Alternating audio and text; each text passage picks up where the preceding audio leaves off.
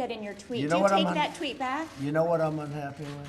I'm unhappy with the fact that a congresswoman can hate our country. I'm unhappy with the fact that a congresswoman can say anti-Semitic things.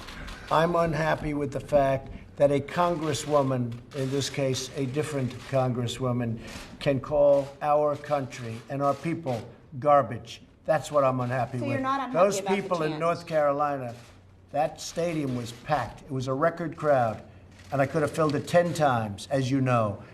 Those are incredible people. Those are incredible patriots. But I'm unhappy when a congresswoman goes and said, I'm going to be the president's nightmare. She's going to be the president's nightmare. She's lucky to be where she is, let me tell you. And the things that she has said are a disgrace to our country. Thank you very much, everybody. Thank you very much, Russ. Is there an update on this ASAP Rocky case? ASAP Rocky is a situation in Sweden. Sweden's a great country. They're friends of mine, the leadership, and we are going to be calling. We'll be talking to them. We've already started. And many members of the African-American community have called me, friends of mine, and said, could you help? So I personally don't know ASAP Rocky, but I can tell you that he has tremendous support from the African-American community in this country. And when I say African-American, I think I can really say from everybody in this country, because we're all one. I have been called by so many people asking me to help ASAP Rocky. Actually, the one who knew about ASAP Rocky was our First Lady, right? And she was telling me about, can you help ASAP Rocky?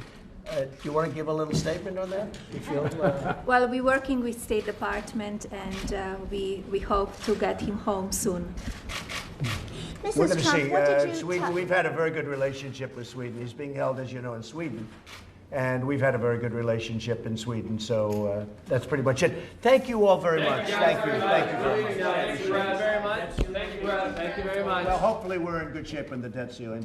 I can't imagine anybody ever even thinking of using the debt ceiling as a negotiating wedge.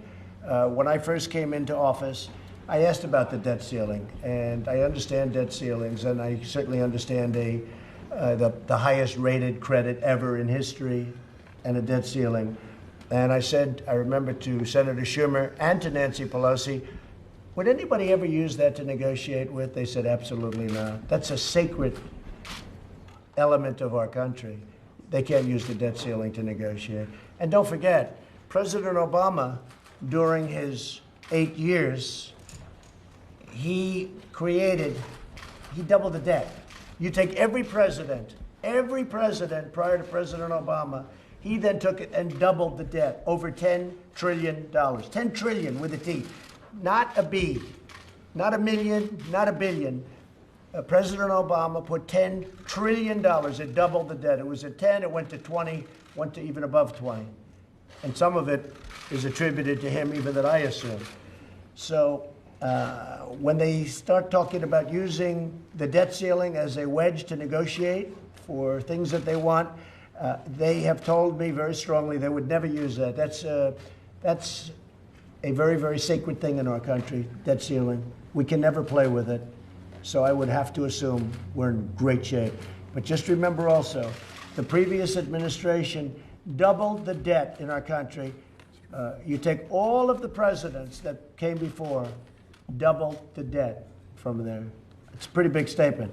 And certainly it's a big statement to be talking about, for that party to be talking about using the debt ceiling. And I don't think they are.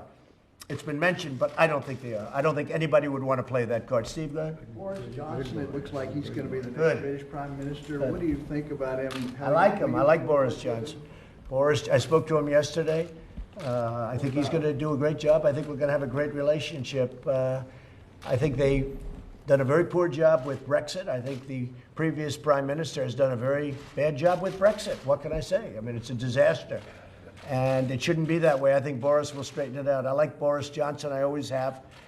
He's a different kind of a guy, but they say I'm a different kind of a guy, too. We get along well. I think we'll have a very good relationship.